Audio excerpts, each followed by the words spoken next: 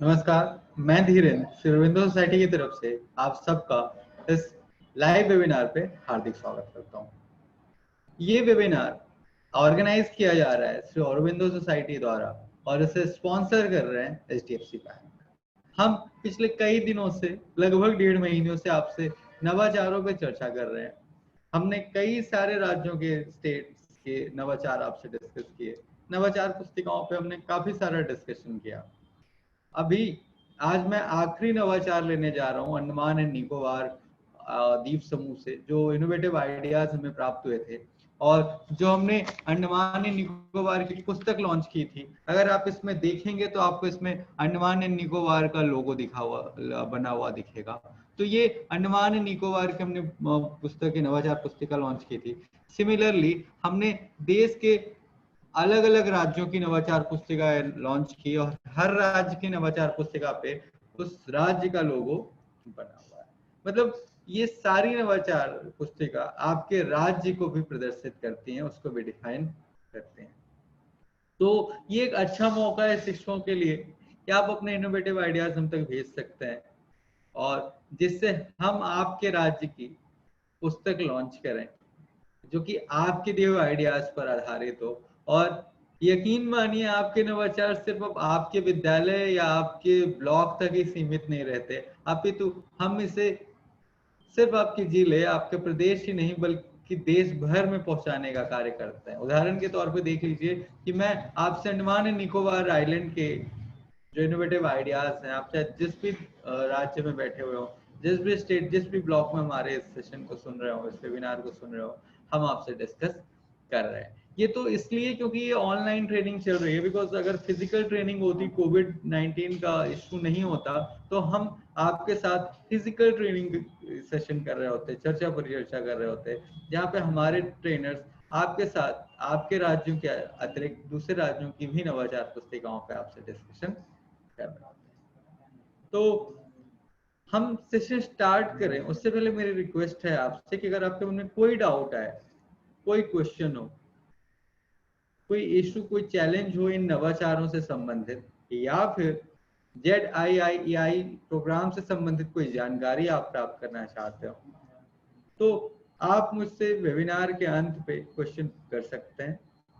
आप फेसबुक पे अगर हमसे जुड़े हुए हैं तो फेसबुक के माध्यम से आप हमसे क्वेश्चन कर सकते हैं कमेंट बॉक्स पे, या फिर अगर आप जूम पे हमसे जुड़े हुए हैं तो सीधे तौर पर आप अपने प्रश्न लाइव मुझसे पूछ सकते हैं और मुझे हार्दिक खुशी होगी आपके प्रश्नों का उत्तर करके।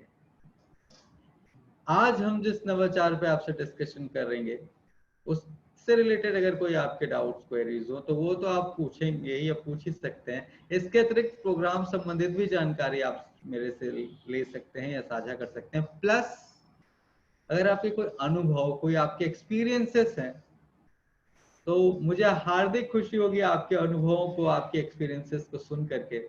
और मैं आपसे अनुरोध करूंगा कि आप हमारे साथ साथ इस वेबिनार के माध्यम से दूसरे शिक्षकों तक भी अपने अनुभव, अपने एक्सपीरियंसेस या जो भी आपने कुछ बेहतर किया विद्यालय से संबंधित, तो वो भी आप हमसे शेयर कर सकते हैं।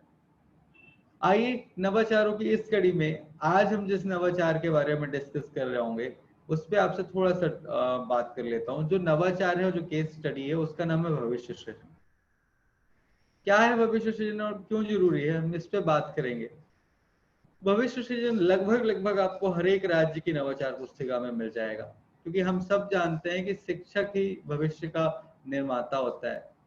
कोई भी देश किस प्रकार तरक्की करेगा, कितनी तरक्की करेगा, ये पूर्ण रूप से निर्धारित होता है कि उस देश के शिक्षक उस देश के विद्यार्थियों को कैसे शिक्षा दे रहे हैं।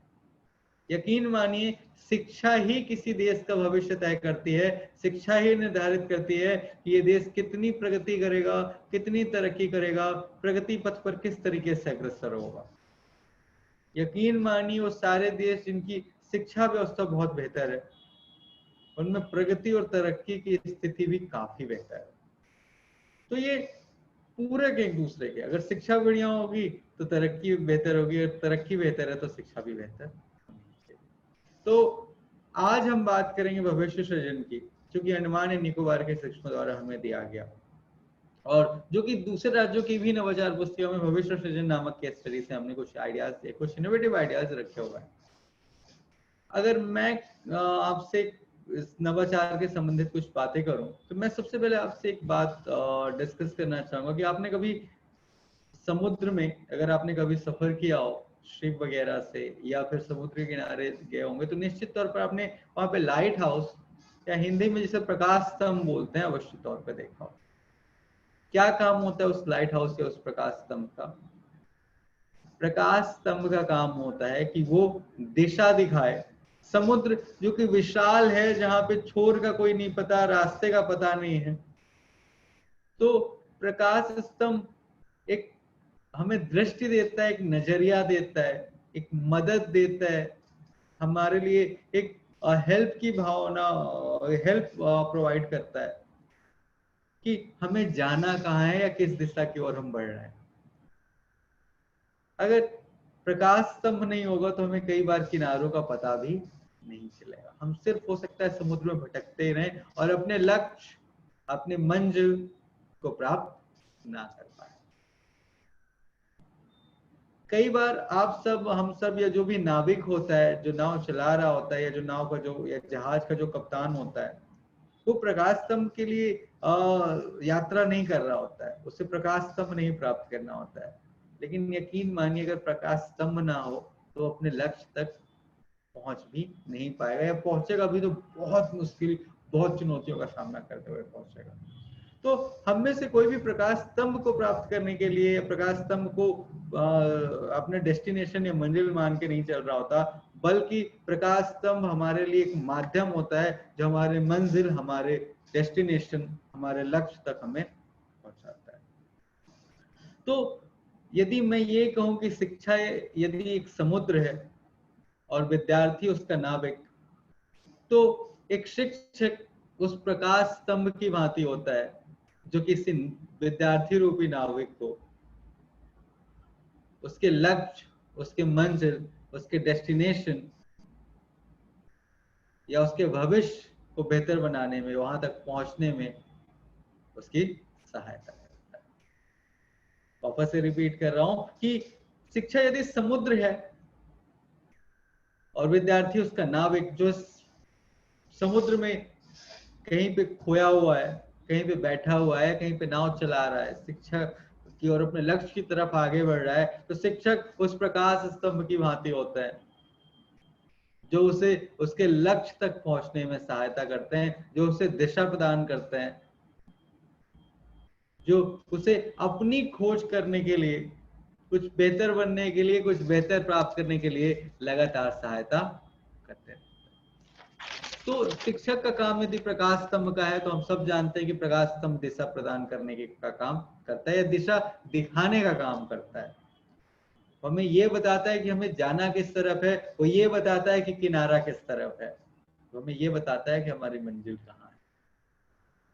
तो शिक्षक का काम भी तो यही है ना, हम भी तो प्रकाश स्तंभ की भांति कार्य करते हैं, हम भी तो एक लाइट हाउस की भांति काम करते हैं जहां हम विद्यार्थी को उसके लक्ष्य तक पहुंचने में सहायता करते हैं।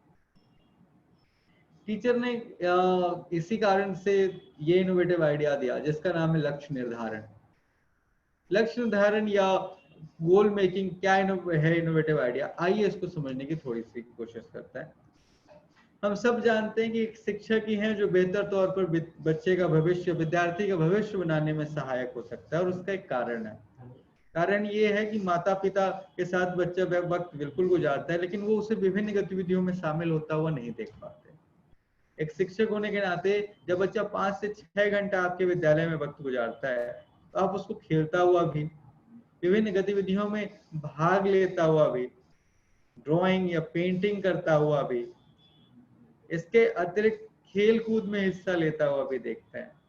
तो जब आप बच्चों को पढ़ते हुए, खेलते कूदते हुए, कला आदि संस्कृति में भाग लेते हुए, ड्राइंग पेंटिंग करते हुए, बोलते हुए स्टेज में, कई सारी गतिविधियों में जब उसे आते हैं, तो आपको पता चल जाता है कि बच्चे के अंदर वो कौन सा गुण है, बच्चे के अंदर का बीज क्या है, और अगर एक बार उस बीज, उस गुण की तरफ उसने काम करना चालू कर दिया तो निश्चित तौर पर उसका भविष्य बेहतर सृजित होता है।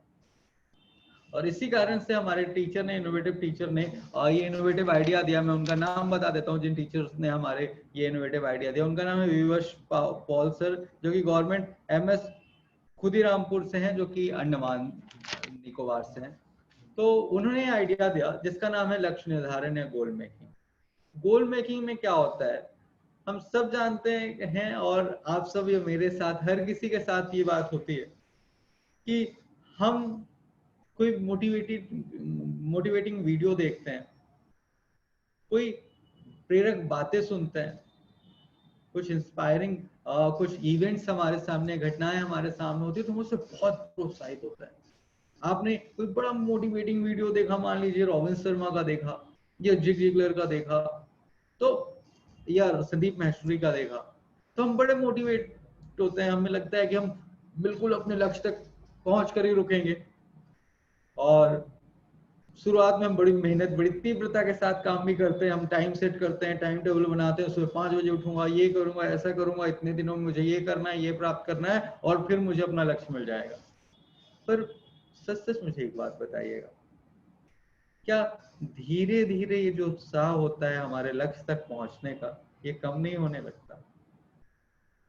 हो सकता है 2 दिन, 4 दिन, हफ्ते भर हम बहुत उत्साहित रहते हो, बहुत मोटिवेटेड रहते हो कि मुझे अपने लक्ष्य तक पहुंचना है, लेकिन धीरे धीरे हफ्ते, 10 दिन, 15 दिन, 20 दिन बाद हमारा जो उत्साह रहता है, जो एक्साइटमेंट रहता है उस मोटिवेशन का, वो धीरे धीरे क्षीण होने लगता है। यहीं पे भूमिका होती है शिक्षक की, कि वो उस बच्चे के उत्साह को कम ना होने दें, बल्कि लगातार उसके उत्साह की वृद्धि करते रहें। उसका जो मोटिवेशन है उसको लगातार बढ़ाते हैं, उसकी जो प्रेरणा है या उसका जो मोटिवेशन है, उसकी जो इच्छा है, उसको लगातार बढ़ाते रहें और उसमें सहायता कराते हैं। जब वो मोटिवेशन कम नहीं होगा, बच्चे को जब लगातार एहसास होता रहेगा कि उससे अपने लक्ष्य को प्राप्त करना है, कौन से माध्यम में जिनसे वो लक्ष्य प्राप्त करता है, कर सकता है, तो निश्चित तौर पे उसके अंदर की वो जो आग है, अगर वो बुझने नहीं पाएगी जब तक जब तक उसने अपने लक्ष्य को प्राप्त ना कर लिया हो, तब तक उसे बेहतर करने का मौका मिलेगा। और निश्चित तौर पर ये भूमिका पूर्ण रूप से एक शिक्षक की निभा सकते हैं। विवेकानंद जी ने भी कहा था कि उठो, जगो और तब तक मत रुको जब तक तुमने अपने लक्ष्य को प्राप्त ना कर लिया। तो यही तो काम होता है एक शिक्षक का, बच्चे को लगातार मोटिवेट करना, उसको उसके लक्ष्य तक पहुंचने में सहायक होना, उसे सहायता प्रदान करना। टीचर ने क्या किया, ये जो इनोवेटिव आइडिया है इसको हम इम्प्लीमेंट कर सकते हैं अपर मिडिल या अपर प्राइमरी में, मतलब जिसको मिडिल बोलते हैं, या फिर हायर सेकेंडरी की क्लासेस पे, अपर क्लासेस पे। क्योंकि ये वो एज होती है, वो टाइम होता है जहां बच्चा शिक्षा के महत्व को समझने लगता है। ये वो दौर होता है जहां हम उसे एहसास करा सकते हैं कि उसका भविष्य बनाना क्यों जरूरी है। जहाँ की प्राइमरी क्लासेस में अगर आपने कर दिया तो बहुत अच्छा है, बट शायद बच्चा उतना इसके बारे में उसे जानकारी नहीं होती है। तो शिक्षक क्या कहते हैं, बच्चों को उनसे पूछते हैं कि उनका इंटरेस्ट क्या है और उनका गोल क्या है, किस पेशे में वो जाना चाहते हैं या बड़े होकर के क्या बनना चाहते हैं। बच्चों से इस तरीके से प्रश्न शिक्षक पूछते हैं कि तुम्हारा जीवन में लक्ष्य क्या है, इसके अतिरिक्त तुम्हारा रोल मॉडल है, तुम्हारा आदर्श क्या है, किस व्यक्ति को तुम आदर्श मानते हो, और तुमने अगर ये लक्ष्य चुना है कि तुम्हें ये बनना है, फॉर एग्जाम्पल डॉक्टर बनना है, इंजीनियर बनना है, या कोई सिंगर बनना है या डांसर बनना है, तो तुमने ये लक्ष्य क्यों चुना है, इसके बारे में मुझे सोच के बताओ। अब टीचर बच्चों से सारे प्रश्न पूछते हैं और उन्हें एक एक पेज देते हैं और उन्हें बोलते हैं कि आप ये तीनों प्रश्नों के या कुछ और ऐसे प्रश्न पूछते हैं और उनको बोलते हैं कि आप इसका उत्तर लिख करके दो। बच्चे इसका उत्तर देते हैं। जब बच्चे लिख लेते हैं तो टीचर उन सबसे उनकी आंसर शीट लेते हैं और फिर उनसे उन आंसर शीट्स को टीचर बड़े ध्यान से पढ़ते हैं। उदाहरण के तौर पे मान लीजिए कोई बच्चा है, उसने लिखा है कि मैं बड़ा होकर के टीचर बनना चाहता हूँ, तो टीचर उसे समझाते हैं कि तुमने बहुत अच्छा प्रोफेशन चुना है, बिल्कुल तुम टीचर बन सकते हो, लेकिन टीचर होने का मतलब सिर्फ ये नहीं है कि बच्चों को पढ़ना लिखना सिखा देना। एक शिक्षक का उद्देश्य ये है कि एक बेहतर व्यक्ति का निर्माण करना, एक बेहतर व्यक्ति का सृजन करना, उसे सर्वांगीण विकास करना उस बच्चे का। और शिक्षक ऐसे बच्चों को जो शिक्षक फॉर एग्जाम्पल शिक्षक बनना चाह रहे हैं, उन्हें कई सारे जो आदर्श व्यक्ति हैं जिन्होंने जो शिक्षक थे और जिन्होंने अपने क्षेत्र में बेहतर किया, उनकी जानकारी दे देते हैं। उदाहरण के तौर पर डॉक्टर राधाकृष्णन जी। तो डॉक्टर एस राधाकृष्णन के बारे में या डॉक्टर सर्वपल्ली राधाकृष्णन जी के बारे में शिक्षक बच्चों को बताते हैं कि बेटा डॉक्टर सर्वपल्ली राधाकृष्णन जी एक शिक्षक ही थे जो आगे चलकर देश के राष्ट्रपति बने।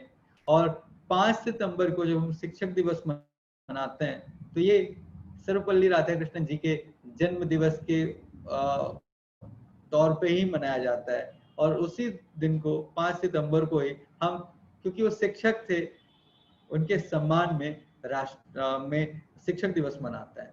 तो बच्चों को सारी जानकारी दी जाती है।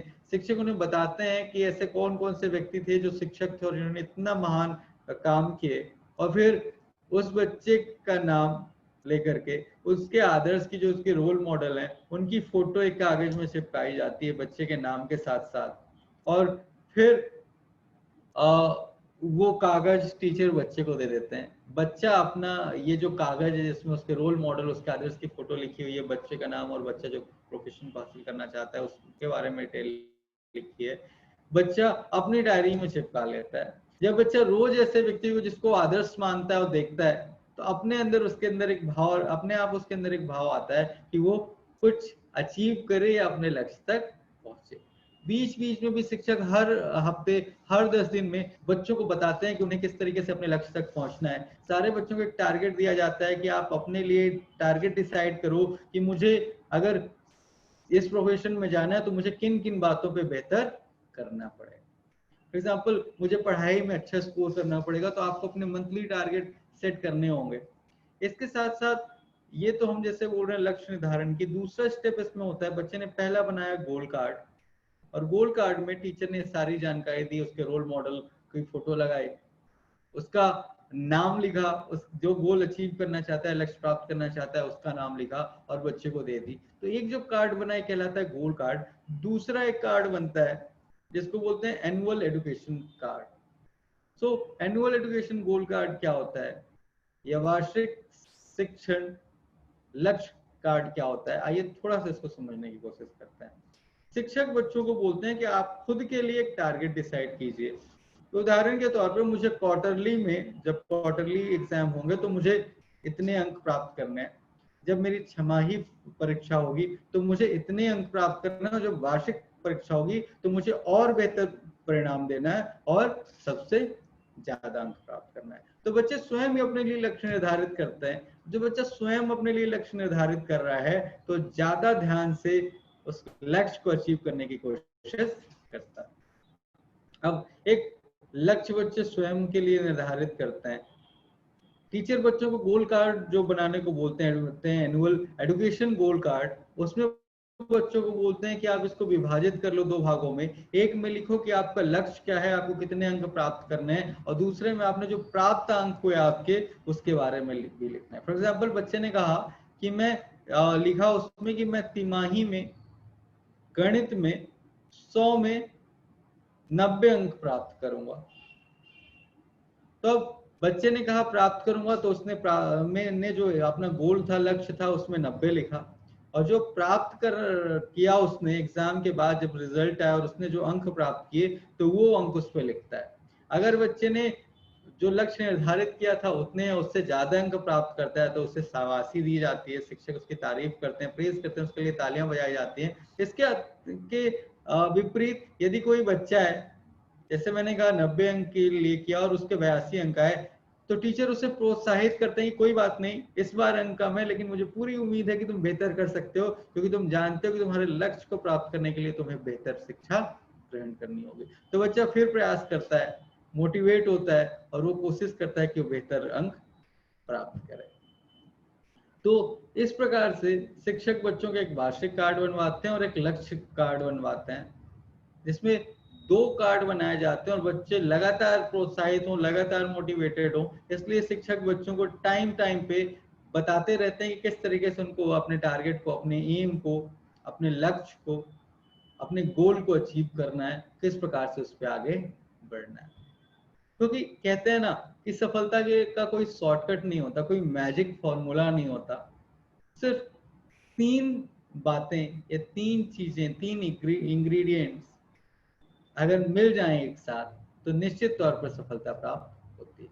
और जिनमें से पहला है कि सफल होने की इच्छा। अगर बच्चे के अंदर कुछ सफल होने की इच्छा है, कुछ प्राप्त करने की इच्छा है, तो निश्चित तौर पर वो बेहतर करेगा। दूसरा है कि मेहनत करने की मंशा।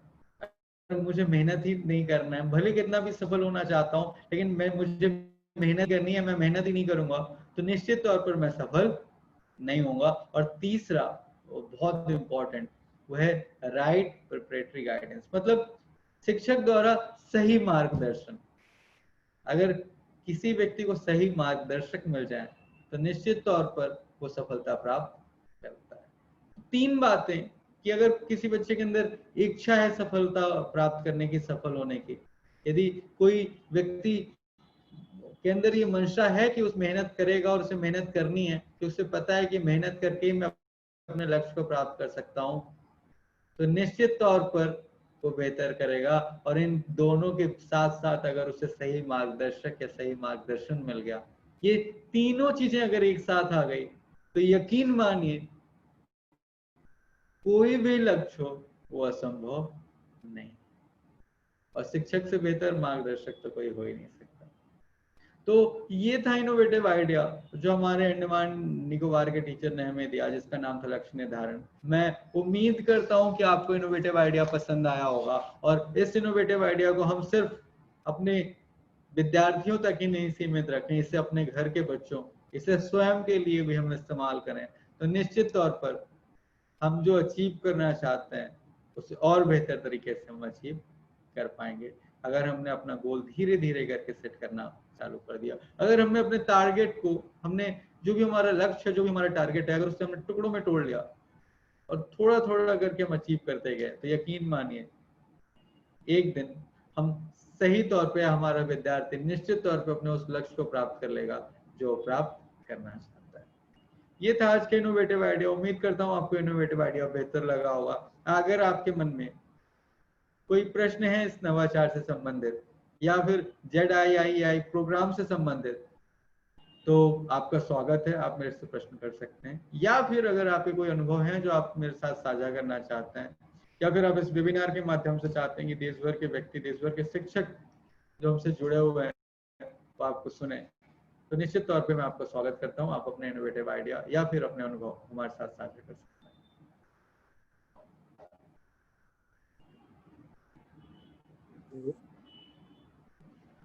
मुझे उम्मीद है कि आपको इनोवेटिव आइडिया बेहतर तौर से समझ में आया होगा, और मैं ये भी उम्मीद करता हूँ कि जब हम अपने फील्ड पे जाएंगे, हेलो फील्ड का मतलब है जब आप स्कूल पे जाएंगे, टीचर्स के साथ सेशन कर रहे होंगे, स्टूडेंट्स के साथ उन्हें पढ़ा रहे होंगे, उन्हें टीचिंग कर हेलो रहे होंगे, हेलो, तो हेलो निश्चित तौर पे जो इनोवेटिव आइडियाज हमने तो आपसे मैं डिस्कस विवेक किए, कुमार बोल रहा इन हूँ। नवाचारों में से कोई भी कम से कम एक नवाचार हेलो जो आपको पसंद आया हाँ, हो, हेलो। आप उसको इम्प्लीमेंट कर सकते हैं। हेलो हेलो, हाँ जी सर, विवेक कुमार जी आपसे कोई क्वेश्चन पूछना चाहते हैं, जी विवेक तो सर काफी देर से बताएं। प्रयास कर रहे हैं। सर, मेरा प्रश्न यह है कि मैंने जो नवाचार मैंने सर भेजा था, हम्म, वो जो है सो सर प्रकाशित किया गया है, लेकिन सर इन्हें बटर के लिए हमको बोलने में कुछ सर झिझक उत्पन्न हो रहा है। सर इसके बारे में थोड़ा बताइए, क्या कैसे इसको दूर करेंगे सर? ओके, तो आपने जो नवाचार भेजा था, तो जो इनोवेटर वाले अभी वीडियोस बनाएंगे उसके लिए आपका नाम आया है, और आप उसमें बोलने के लिए पूछ रहे हैं कि किस तरीके से बोलना है, क्या करना है ना? जी जी, तो आप कोई अपना TLM या कोई अपना नवाचार साझा करने के लिए आपको बोला गया है क्या विवेक सर? जी सर, बोले थे सर। ओके, तो बहुत आसान तरीका है सर। मैं आपको एक नंबर भी अभी इसी में चैट में भी दे दूंगा, तो आप बात कर सकते हैं उज्जवल से। दूसरा उसमें कुछ भी नहीं है सर, बहुत आसान है। आप तो शिक्षक हैं, वैसे ही आप इतना ट्रेनिंग देते हैं उस पे, नवाचारों के बारे में भी बच्चों को सब समझाते हैं, टीएलएम भी समझाते हैं। बस थोड़ा सा बदलाव है, बदलाव ये है कि पहले आपके सामने बच्चे होते थे, आप उन्हें देख करके बोलते थे, अब कैमरे को देख करके बोलना है। बोलना आपको वही है जो आपको आप हमेशा बोलते रहे। जी बस सर। जो दर्शक हैं वो बदल गए, पहले दर्शक सामने होते थे, अब दर्शक आपको अपने कंप्यूटर या अपने मोबाइल पे देख रहे होंगे, अपने जी लैपटॉप सर। पे जी देख। सर। बाकी भेज मुझे देंगे सर। पूरी उम्मीद है कि आप निश्चित तौर पर भेज पाएंगे। उज्जवल का नंबर आपको चैट बॉक्स में भेज भी दिया गया है। आपसे जी सर। अनुरोध करूंगा विवेक सर कि उस नंबर नोट डाउन करके उससे संबंधित कोई इश्यू या चैलेंज आता है तो आप उस नंबर पे कांटेक्ट कर सकते हैं। ठीक है सर। धन्यवाद विवेक सर। और कोई प्रश्न? जी नहीं सर, यही था मेरा। Thank you so much sir. तो हमारे साथ इस लाइव वेबिनार पे जुड़ने के लिए मैं आप सबका बहुत बहुत आभारी हूँ। कल आपके साथ हम किसी और राज्य की नवाचार पुस्तिका पे डिस्कस कर रहे होंगे, उस पर हम चर्चा परिचर्चा कर रहे होंगे। तब तक के लिए अपना ख्याल रखिएगा। नमस्कार।